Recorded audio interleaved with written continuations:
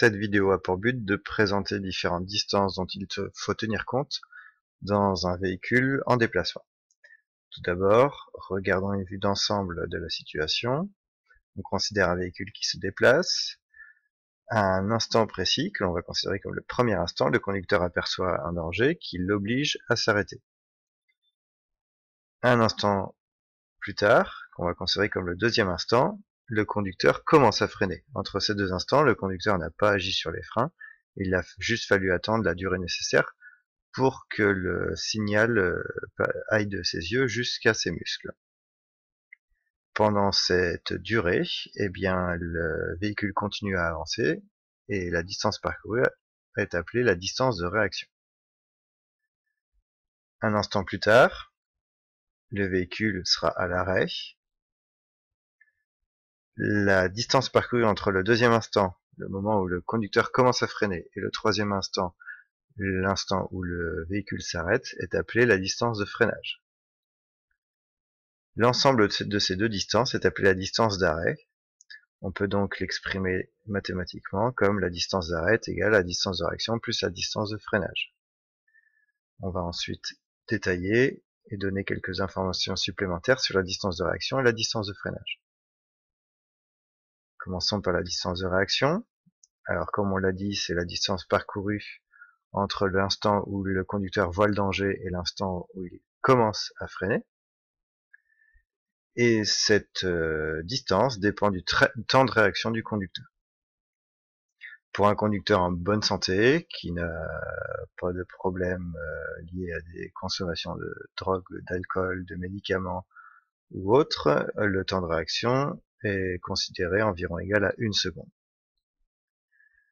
La distance de réaction, elle se calcule par le produit de la vitesse du véhicule par le temps de réaction, et on considère que la vitesse est constante pendant le temps de réaction, le conducteur ne fait rien, il n'accélère pas, il ne freine pas.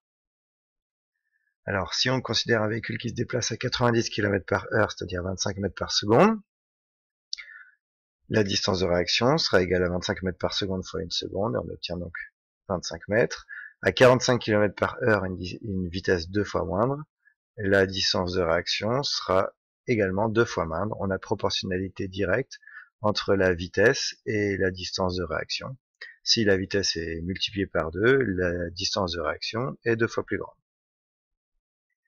Quelques paramètres qui influencent la distance de réaction. Globalement, elle dépend de l'attention du conducteur et elle peut être influencée par la fatigue du conducteur, la consommation, comme on le disait, de médicaments, d'alcool, de drogue, l'expérience de la conduite et également l'utilisation du téléphone. Intéressons-nous maintenant à la distance de freinage. Comme on l'a vu, c'est la distance parcourue entre le début du freinage et l'arrêt définitif du véhicule. Et pendant la distance de freinage, pendant que le véhicule parcourt la distance de freinage, l'énergie cinétique du véhicule diminue jusqu'à s'annuler.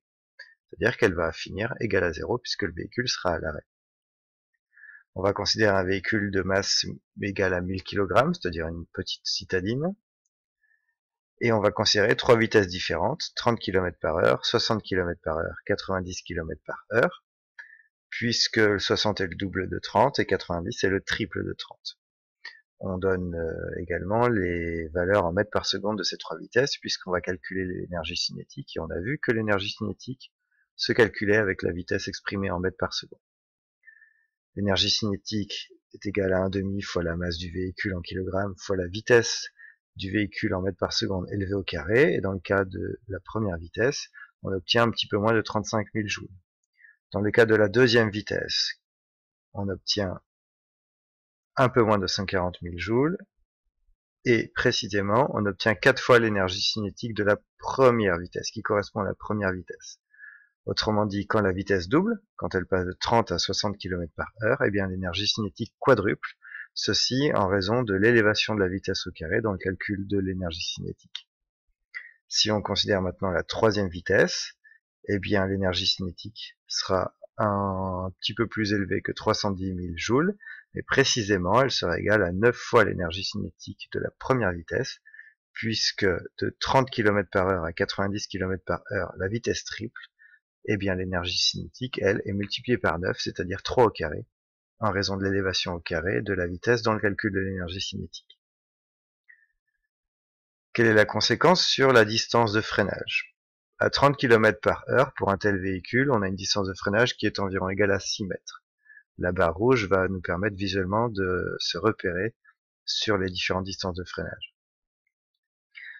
À 60 km/h, quand la vitesse double, la distance de freinage, cette fois-ci, passe à environ 24 mètres, c'est-à-dire 4 fois plus que la première distance de freinage. Quand la vitesse double, la distance de freinage est multipliée par 4 en raison de l'élévation au carré de la vitesse dans l'énergie cinétique. Et enfin, quand la vitesse triple, quand on passe de 30 à 90 km/h, la distance de freinage est multipliée par 9 parce que l'énergie cinétique est multipliée par 9. Donc là, on arrive à environ 54 mètres pour 90 km/h. Donc ici, on n'a pas de proportionnalité puisque on a élévation au carré. Quelques paramètres qui influent sur la distance de freinage. Alors attention, ici il y a marqué distance de réaction, mais il faut bien lire distance de freinage. Deux choses dépendent de deux choses influencent la distance de freinage, l'état du véhicule et l'environnement. Concernant l'état du véhicule, l'usure des freins et l'usure des pneumatiques peuvent jouer sur la distance de freinage. Et concernant l'environnement, on peut tenir compte de la pluie, si le sol est humide, la distance de freinage sera augmentée, et de la présence de gravillons également.